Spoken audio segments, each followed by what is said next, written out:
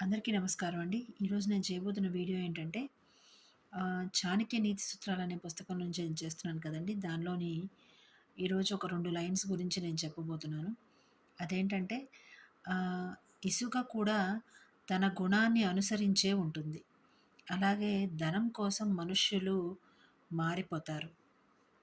ఈ 2 కొంచెం ఇంచుమించుగా ఒకేలా ఉన్నాయి అన్నట్టు అనిపిస్తుందండి నాకు. అందుకని ఈ 2 లైన్స్ గురించి ఈరోజు వీడియో చేయబోతున్నాను. అదేంటంటే ఇసుక కూడా తన గుణాన్ని అనుసరించే ఉంటుంది. అవునండి.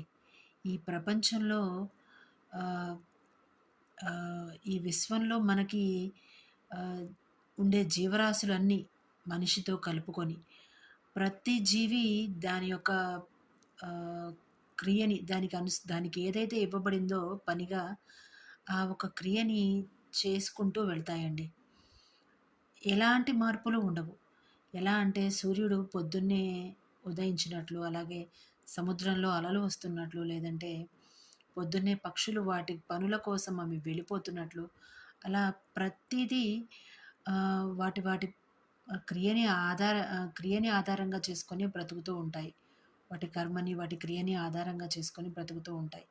వాటిలో ఎలాంటి మార్పులు ఉండవు. ఏదైనా సమస్య వచ్చినప్పుడు అవి ఎదురు ఎదురేగి పోరాడతాయి కూడా. వాటికంటూ ఏదైనా పరిస్థితి వచ్చినప్పుడనమాట. కానీ ఈ ఏదైతే మనిషి అని మనం చెప్పుకుంటూ ఉంటామో, ఆ మనిషి మాత్రం అందుకు తగ్గట్టుగా ఉండట్లేదేమోనండి. ఎందుకంటే, ఈ నేచర్‌ని ఒక తన నేచర్ కూడా తన పని తను చేసుకుపోతుంది. కానీ మనిషి మాత్రం నేచర్‌ని పాడు చేసేస్తాడు. అలాగే ఆ నేచర్‌లో దొరికే ఏదైతే మనము ఆహారాన్ని కానీ, నేచర్ నుంచి మనం ఏదైతే తీసుకుంటూ ఉంటామో, ఆ ఆహారంలో కల్తీలు చేస్తుంటాడు. అలాగే డబ్బుల కోసం ఎంత దూరమైనా వెళ్తూ ఉంటాడు. ఇందాక మనం చెప్పుకున్నాం కదా! రెండో లైనని.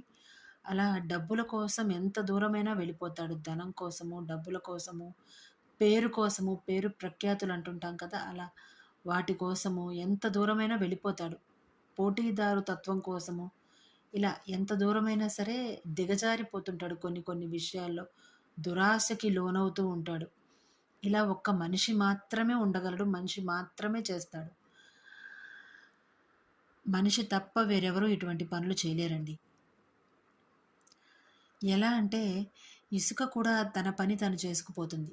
ఎట్లా ఆహ్, ఎడారిలో ఉంటే గనక జారిపోతూ ఉంటుంది. ఎడారిలో ఉన్న కాళ్ళ కింద నుంచి జారిపోతూ ఉంటుంది.